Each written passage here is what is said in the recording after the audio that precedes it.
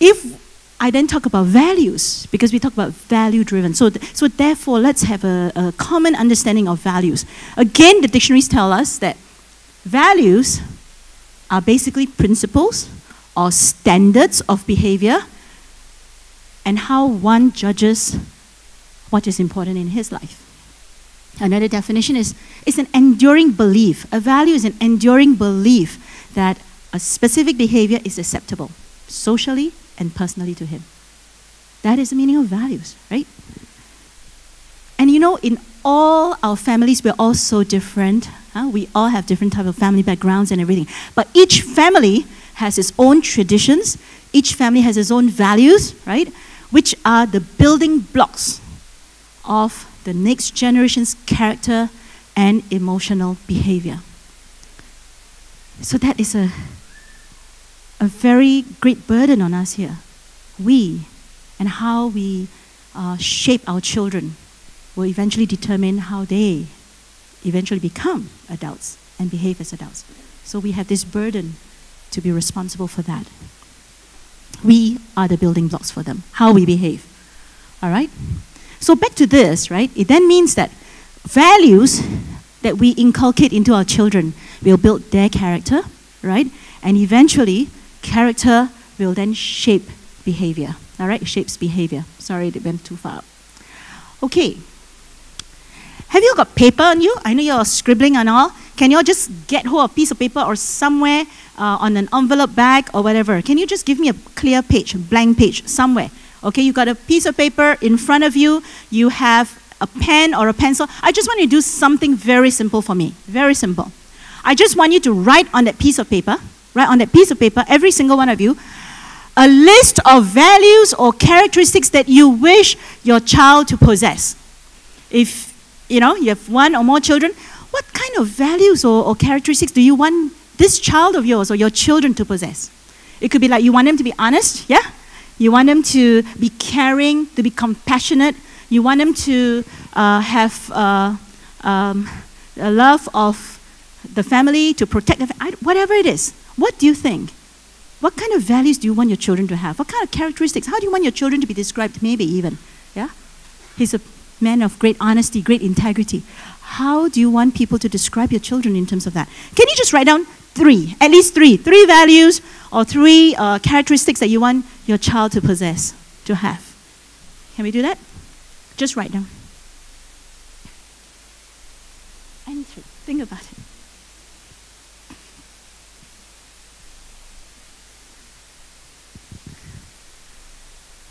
Okay? Can you shout one for me? Sir, what do you have?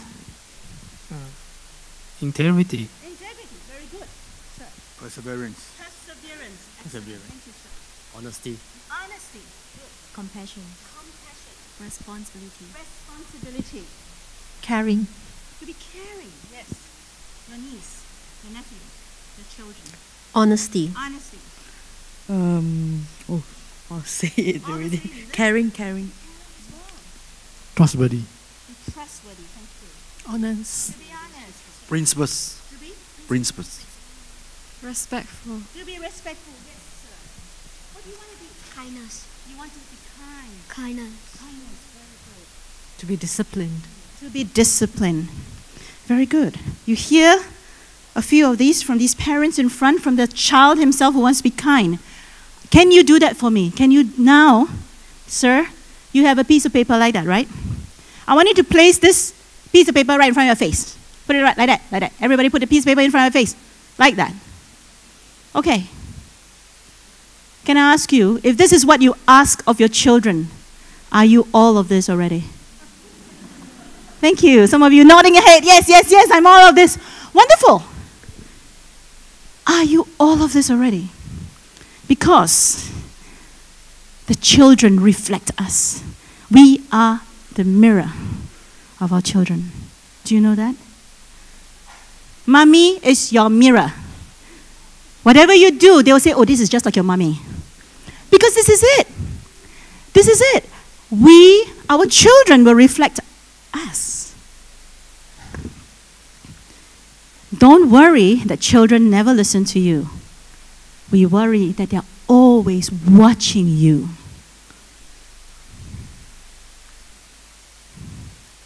This mirror effect is very, very powerful. And I want us all to realize this. The children reflect us, all right? I'll tell you a simple story. Gandhi, you know, wonderful Gandhi, right? Peace-loving Gandhi. Gandhi goes around, you know, went around his villages, he talks to people, he inspires them, and people love him. They call him Gandhi, the great leader, all right? So one day he went to this little village, and this mother came up, dragging this 8-year-old daughter. The daughter's a little bit plump. So drag this 8-year-old plump daughter to Gandhi and say, great leader, can you help me? She doesn't listen to me, you know? Can you tell her not to eat too much sugar? She loves sugar. Huh? Ask her not to eat too much sugar. Gandhi looked at the little child, looked at the mother and said, Madam, please come and see me 2 weeks later. I am coming back to this village 2 weeks later. The mother was like, just tell her. No, please come back 2 weeks later. Gandhi went off, mother went off. 2 weeks later, Gandhi came back to the same village. And this time the mother came back with the little plump daughter again and said, you know what to do, tell her not to eat too much sugar. This time Gandhi squatted down to be same level with the child and say, girl, please don't eat too much sugar. And then went on to tell her why sugar is not so good for her. Yes? And the mother was like, great leader, you could have done this 2 weeks ago. Why do you wait till now? And Gandhi said, very simply, Madam, because 2 weeks ago, I was eating too much sugar. That is so true. He cannot say what he's not doing. And you know, all of us think, honesty came out, right? As values that you want your child to have. And we'll be like teaching about honesty. It's a concept. It's a concept. How can a child grasp what honesty is? They've got to see in behavior. So there's this, you know, common corridor, HDB flats, huh? Mr. Lim, Mr. Tan. So Mr. Lim came out, you know, chatting in those days. I hope so still now, that you're very friendly to each other. So Mr. Lim came and spoke to Mr. Tan and said, oh, guess what? My boy, 7 years old, very hard to teach him concept of honesty. But I think I finally did it. I think he finally understands what it means to be honest. And he was sharing with his neighbor how to teach his own children to be honest. Just at that moment, Mr. Lim's phone in a house started ringing, you know, ring, ring, you know. Then the little boy, Ben, his 7-year-old, said, Daddy, it's okay, I'm going to take the phone. And Mr. Lim shouted at the son, Ben, if it's for me, say I'm not at home. Do you think Ben would learn about honesty? You see, he'll be very confused. Yes, don't tell lies. Here's Daddy saying, if it's for me, tell them I'm not home. Simple things like that. Basically, what we're saying is this. Do not say unless you're doing it, and people do what people see. Children do what children see. So you can talk all you want. We can speak about honesty, we can speak about being disciplined, we can speak about all this, all we want. The children will look to us to see whether we are doing it ourselves, all right?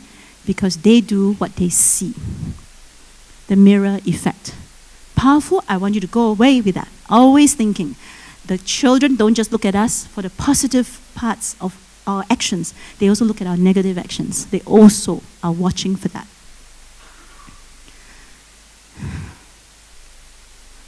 Okay, so that, I want to stop there only because I want you to realize that values, we can talk about it a lot. But I was just asking my husband before I left this morning, and I said, if I were to ask you, how do you inculcate values in your children? My husband said it's the 80-20 principle. Because I asked him, what role does the school play? Because I'm very clear on this. Inculcating values is the responsibility of us parents. We are responsible for bringing up our children to be the best person he or she can be. That's our responsibility. But we're grateful for partners in our schools. The school ethos, right? Because there are some mission schools, there are certain different types of schools. The school ethos, as well as the teachers, will be our second line upholders of whatever values we teach our children. So when my husband is concerned, he says, values is not something that you can just preach about and teach, all right? You have to show by way of behavior. So he gave me a very simple example, because when we were young, when the children were young, whenever we park our car, for example, in a parking lot, he will always tell the children, be careful when you open the door, be careful not to knock the other car. All right? You know how sometimes you come back, right? You know, always, you know. So he says, be careful, open slowly, you don't knock the other car. He says it's all a question of nagging them. You keep talking about it, don't do this, don't do this. Eventually, it comes back to this, that we need to care for other people's property. So the value then is planted in your children, that is about caring for others, for property, for whatever, you know. So these are things that we do as parents. But in the school, he thinks it's the other way around. It's 80% by way of teaching about certain values, talking about it, giving stories, and then 20% is more the behavior part, like putting your trays back in the, you know, in a tuck shop and things like that, cleaning up after yourself. So that's why I feel at the end of the day, it's going to be parents. We will have to inculcate the values. And you want to talk about having values-driven children? It starts from us. It starts from our behavior. It starts from everything that our children see us do. We are that 10% that they see, but we also need to mold that 90%, all right? Another role that we play in helping to motivate our children is that of being a cheerleader. You know, I worry so much these days because we are so hard at work. I know in Singapore, very high cost of living, dual income families. I work, my husband works. Everybody, I know a lot of families who have husbands and wife both work. That you know, sometimes we forget that our children need a lot of encouragement. Whether they're doing well or not so well, we need to be there to be that cheerleader, that we love them regardless, all right? And this thing about self-esteem. You know, in my work as a trainer, I teach about self-esteem as part of my work, as part of certain modules or program. And I could have a class of very senior officers in a bank or in a statutory board or a ministry. Sometimes when I get to this topic, I just ask them to put up their hands, you know. How many of you here have a healthy dose, you know, pretty good self-esteem? And sometimes I will have 1/3 of the class not putting up their hands. And these are grown men and women. And when you really ask them, is it because you don't understand what self-esteem? No, everybody understood what self-esteem was. It's just that they really, in their heart of hearts, cannot say that they have a healthy self-esteem. People that we see outside, they seem so successful. And I tell you, there was this CFO, he was about 55 years old. And, you know, I already had him with me as my trainee for about 2 days. So we've already developed a rapport, a relationship of sorts. And, you know, so we were able to talk about these things. So I asked him, because he did not put up his hands. And I said, why did you not put up your hand? You know what he said? He said, Joni, I think if I were to die today, nobody will miss me. I almost cried. I was heartbroken for him. How could it be you are such a successful CFO and you tell me that nobody will miss you? How are you living? How have you been living your life, you know? This thing about self-esteem, it could be that point in his life. It could be that he was going through a difficult situation at home. It could be something like that that's causing him to doubt his self-worth, because that's exactly what it is. Self-esteem is all about self-worth. And I think in this room of adults and children, maybe some of the adults here, you even feel that maybe your self-esteem is not even that strong. But I'll tell you, self-esteem is everything to you. It is your sense of self-worth. You are worth something. You go back to that. But sometimes if you ask and push very hard, the lack of self-esteem starts from young. It starts from when they were children. And you know, in those days when we started, MOE, yeah, but when we first started with the express stream and the normal stream and all that, right? Those were the days where the kids were going through a hard time because parents couldn't accept that the kids are streamed into normal. Because normal is not normal, you know. Normal is definitely not normal. Everybody wants the express, which is normal, yeah? So, and you know, in those days, early days of the streaming, right, it was a very hard time for the children of 13, 14 years old to realize that they have been streamed into a normal 5-year program. And then there'll be the parents who cannot understand this, about how we have to go with the pace of our child's development, and it was okay. You know, they're young. 1 more year is okay. But they couldn't understand that. And they would go to the child and say, you know, your cousin got into express stream, you know, and you are normal. I'm so embarrassed, you know. Paiseh, right? You know, or whatever, I lose face, you know. Things like that. It's always about them being embarrassed. But the parents don't know how to explain that their child is less clever than another. And it also did not help that in those days, teachers didn't understand why they were posted to normal stream. And I have heard anecdotes of teachers who go into the classroom, normal stream, and say, I don't know what I did wrong last year, but I'm posted to your class.